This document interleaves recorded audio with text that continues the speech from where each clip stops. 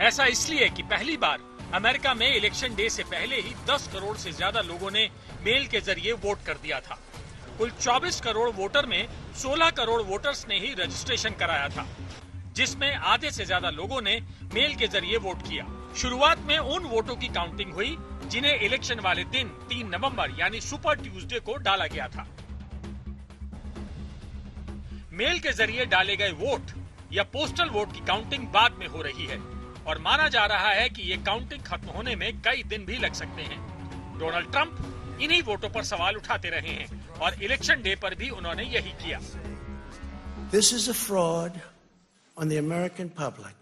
This is an embarrassment to our country. We were getting ready to win this election. Frankly, we did win this election.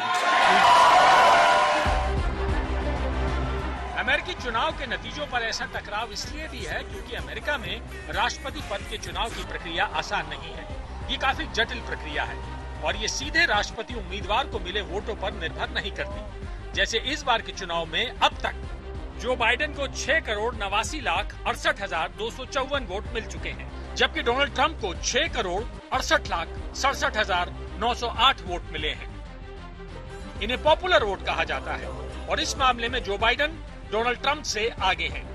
अगर कोई दूसरी जगह चुनाव होता तो अब तक जो बाइडेन वोटों के मामले में जीत गए होते, लेकिन अमेरिका में ऐसा नहीं होता।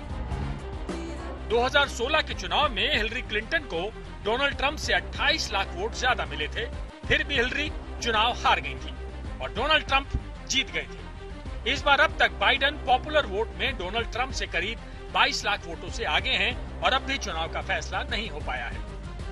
किसी भी स्टेट को पूरी तरीके से उनके वोट्स अभी तक पूरी तरीके से काउंट नहीं हुए और उस पर जो फाइनल रिजल्ट है उस पर ठप्पा नहीं लगा। एक्चुअली अमेरिका में तो वो 1 महीने के बाद लगता है। अब हमारे यहाँ पर जो चुनाव होता है हम 1 महीना लगाते हैं चुनाव करवाने में, 1 दिन में रिजल्ट आपके हाथ में दे देते हैं। अमेरिकी उल्टा काम करते हैं, 1 दिन में चुनाव करते हैं और उसका रिजल्ट निकालते हैं 1 महीने के बाद।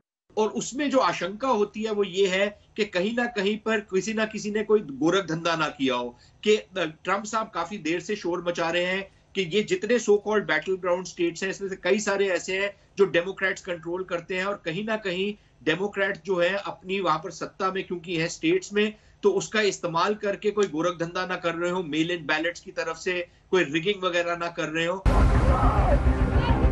अमेरिका में ऐसा इसलिए होता है क्योंकि अमेरिकी राष्ट्रपति का चुनाव पॉपुलर वोट से नहीं बल्कि अमेरिका के हर राज्य के उन वोट पर निर्भर करता है जिन्हें इलेक्टोरल वोट कहा जाता है। हर राज्य में आबादी के हिसाब से इलेक्टोरल वोट होते हैं। जैसे कैलिफोर्निया में सबसे ज्यादा 55 इलेक्टोरल वोट है। ये डेमोक्रेटिक पार्टी के प्रभाव वाला राज्य है और यहाँ 1992 से लगातार डेमोक्रेटिक पार्टी का कैंडिडेट ही जीता है। इस बार भी यही हुआ और जो बाइडेन ने ये राज्य जीतकर सभी 55 वोट हासिल कर लिए। फ्लोरिडा राज्य के पास 29 इलेक्टोरल वोट है। यहाँ से डोनाल्ड ट्रंप को सभी 29 वोट मिले। पिछले 14 में से 13 चुनाव का ट्रेंड रहा है कि फ्लोरिडा जो जीतता है वही अमेरिका में राष्ट्रपति बनता है। अमेरिका स्पष्ट तरीके से चुनाव तो फंसा हुआ है। अब ये किस करवट बैठेगा ऊंट, ये तो अमेरिका चंद दिनों में पता लगेगा। अभी तो कांटे की टक्कर है और कुछ बताया नहीं जा सकता कि कौन अल्टीमेटली इसमें जीतेगा। हो सकता है वोट ज्यादा बाइडेन को मिले लेकिन जीत ट्रंप की हो, या उससे उलट भी बात हो सकती है, ये कहना मुश्किल है अभी। जिसे भी इन राज्यों में सबसे ज्यादा वोट मिलते हैं उसे सभी इलेक्टोरल वोट मिल जाते हैं और इन इलेक्टोरल वोट को मिलाकर 270 के आंकड़े तक पहुंचना होता है, जिससे राष्ट्रपति की कुर्सी पक्की हो जाती है। आज तक ब्यूरो। नमस्कार, मैं हूं अंजना ओम कश्यप। हमें उम्मीद है ये वीडियो आपको पसंद आया होगा। लेटेस्ट खबरों के लिए यूं ही देखते रहिए आज तक और इस वीडियो के पसंद आने पर लाइक, शेयर एंड सब्सक्राइब करना ना भूलें।